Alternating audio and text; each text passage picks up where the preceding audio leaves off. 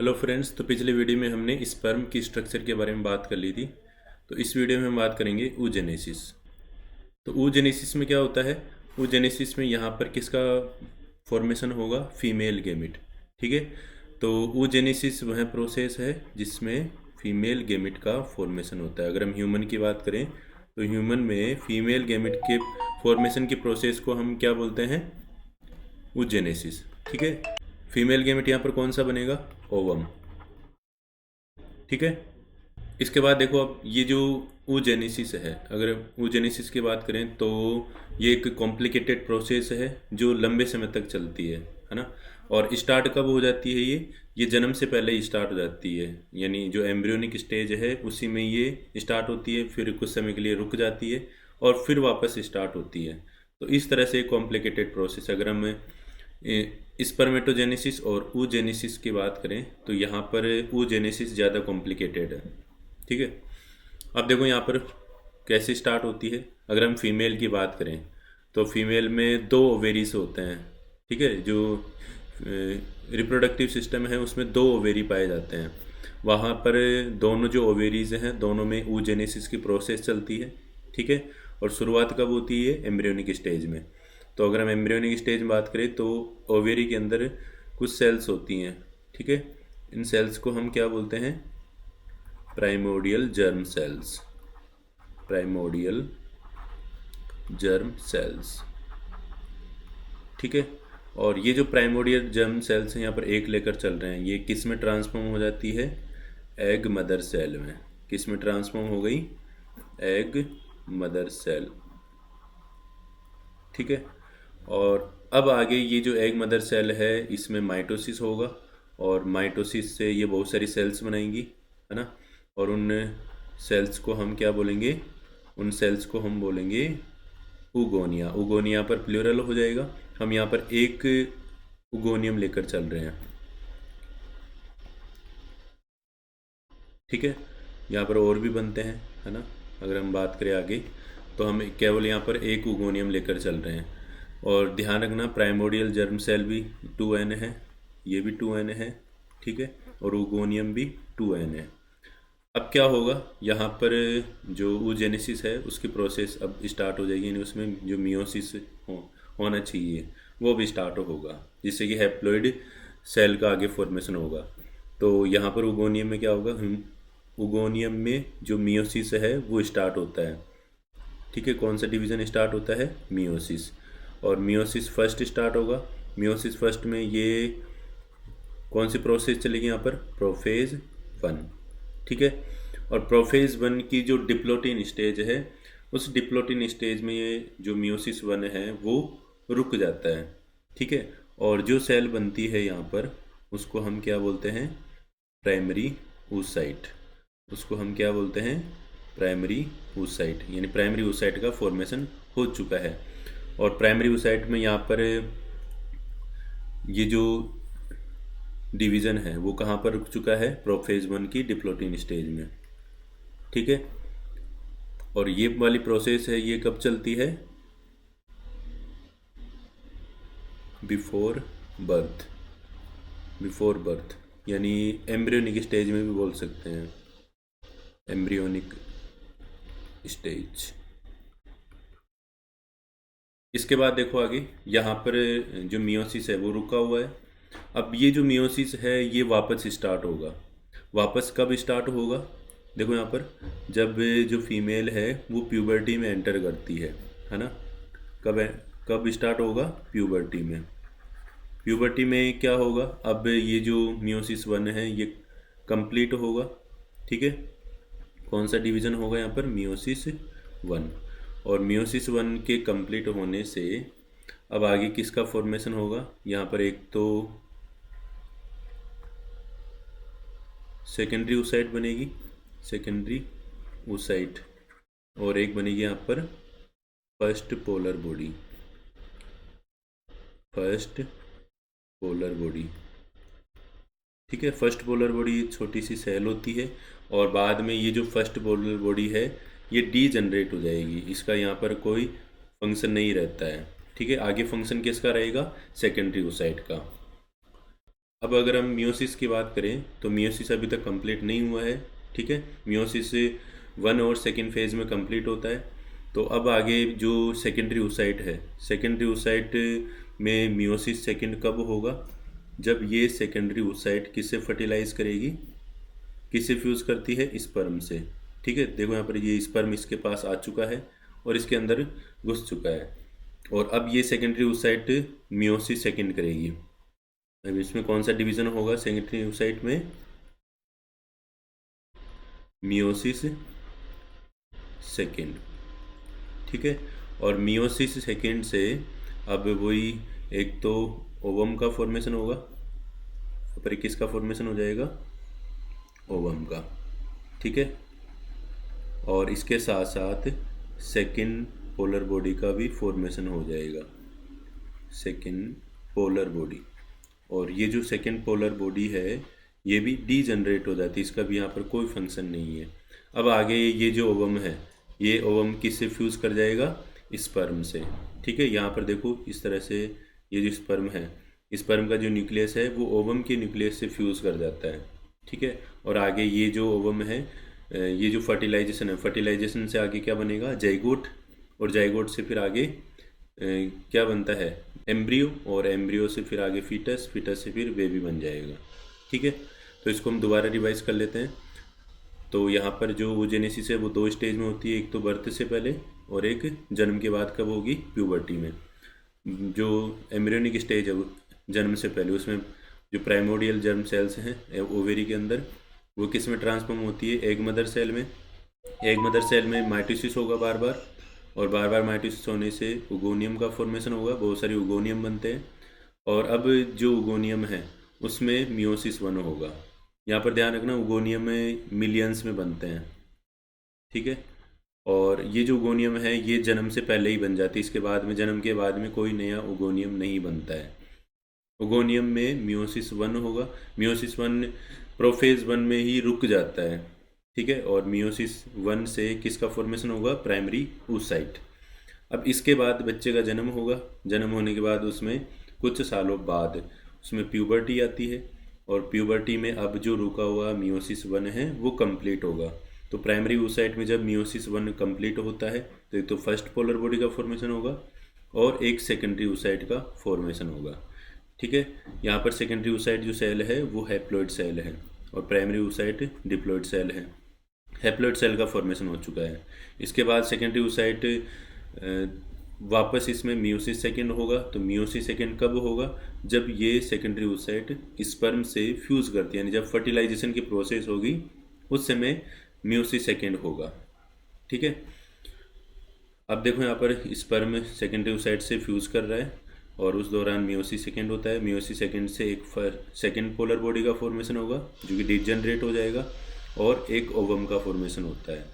तो अब जो स्पर्म का न्यूक्लियस है वो ओवम के न्यूक्लियस से फ्यूज़ करके जाइगोट बनाएगा, ठीक है।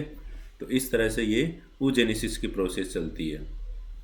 अब देखो यहाँ पर जो ये प्राइमरी oocyte सेकेंडरी oocyte है ना, इसका जो डेवलपमेंट है वो फॉलिकल के अंदर होता है। तो ये जो फॉलिकल्स हैं ये किस में बनते हैं? ओवेरीज के अंदर, ठीक है। तो सबसे पहले क्या होगा यहाँ पर, किस तरह से फॉलिकल्स का डेवलपमेंट होता है? सबसे पहले क्या होगा, यहाँ पर ये कौन सी सेल है?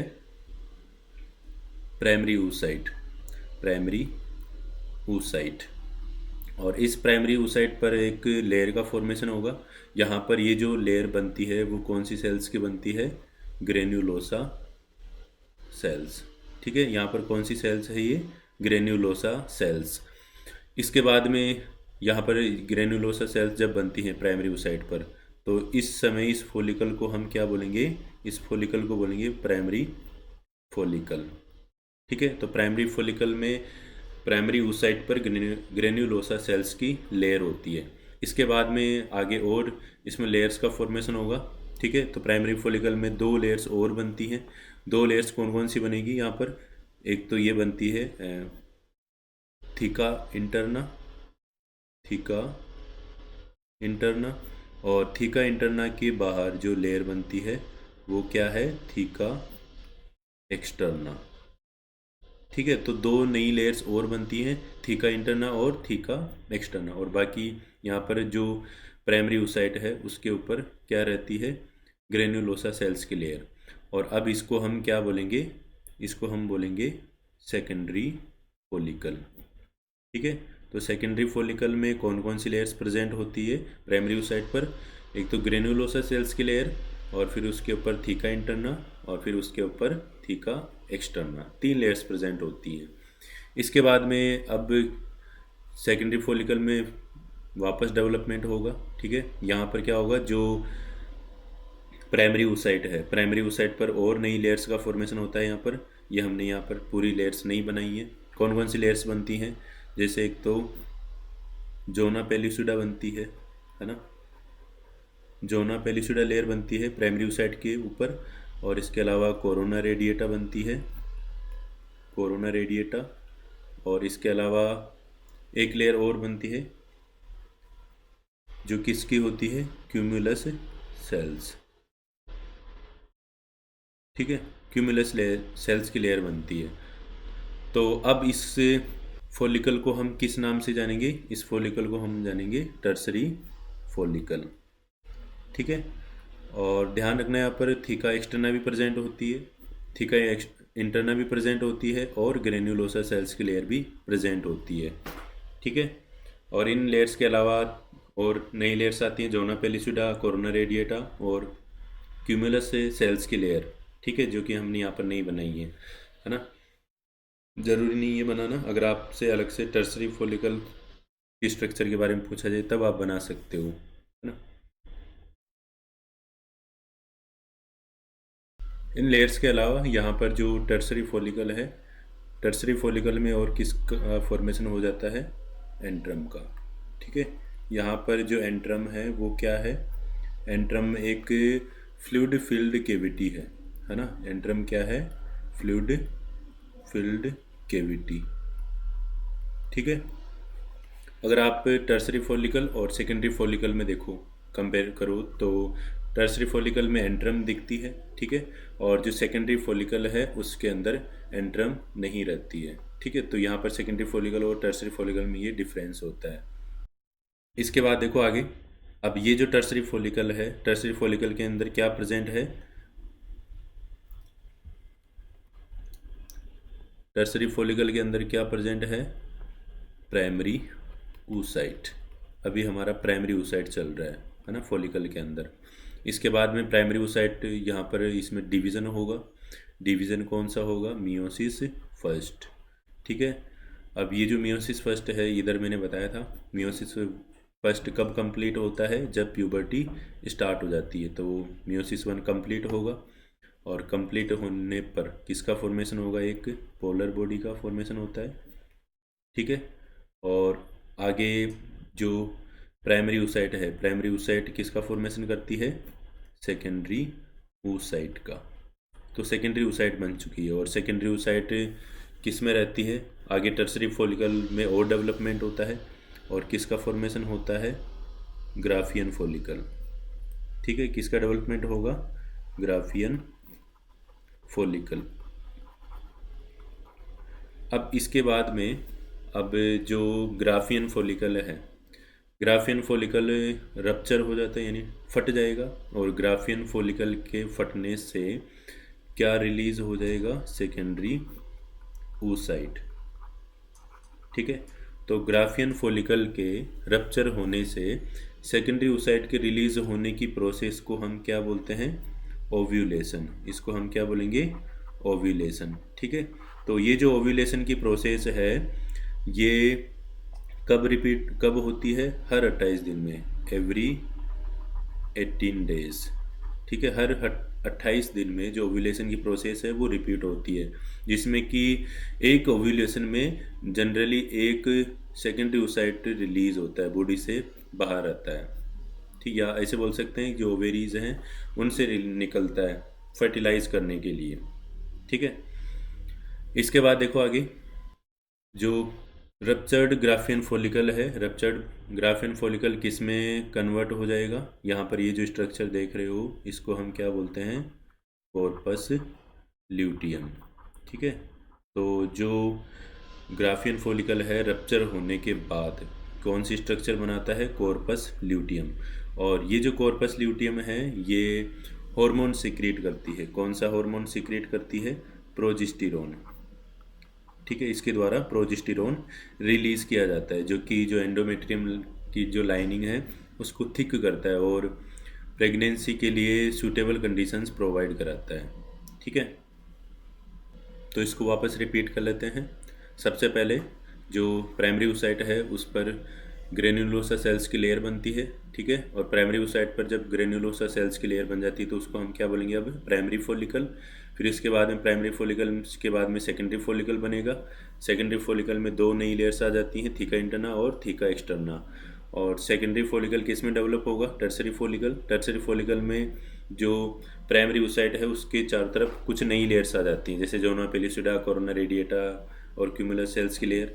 इसके बाद में जो प्राइमरी oocyte है उसमें डिवीज़न होगा, मियोसिस फर्स्ट। मियोसिस फर्स्ट कब होगा? जब प्यूबर्टी स्टार्ट हो जाती है और उससे एक फर्स्ट पोलर बॉडी का फॉर्मेशन होगा और इसके बाद अलावा सेकेंडरी oocyte का फॉर्मेशन होगा। ठीक है, टर्सरी फॉलिकल डेवलप होकर किसका फॉर्मेशन करता है? Graafian follicle. अब इसके बाद ग्राफियन फॉलिकल रप्चर होता है और ग्राफियन फॉलिकल के रप्चर या टूटने से सेकेंडरी oocyte बाहर आ जाती है। कहाँ पर आएगी? ओवेरी से बाहर, फेलोपियन ट्यूब में आ जाएगा यहाँ पर सेकेंडरी oocyte। और ये जो ओव्यूलेशन की प्रोसेस है ये हर 28 दिन में रिपीट होती है, यानी जो फीमेल में मेंस्ट्रुअल साइकिल चलता है, ठीक है, उस मेंस्ट्रुअल साइकिल में एक सेकेंडरी oocyte हर 28 दिन में रिलीज होती है। अब इसके बाद ग्राफियन फॉलिकल रप्चर्ड होने के बाद एक स्ट्रक्चर बनाएगा जिसको हम बोलते हैं कॉर्पस ल्यूटियम। और ये जो कॉर्पस ल्यूटियम है ये एक हार्मोन सिक्रेट करती है। कौन सा है? प्रोजेस्टेरोन, जो कि एंडोमेट्रियम की लाइनिंग को थिक करता है, यानी प्रेगनेंसी के लिए सूटेबल कंडीशंस बनाने का काम करता है। ठीक है, ये अपना कंप्लीट होता है oogenesis। इसके बाद में हम पढ़ेंगे मेंस्ट्रुअल साइकिल। ठीक है, किस तरह से जो सेकेंडरी oocyte है वो ओवेरीज से बाहर आता है। ठीक है, तो मिलते हैं नेक्स्ट वीडियो में। Thank you.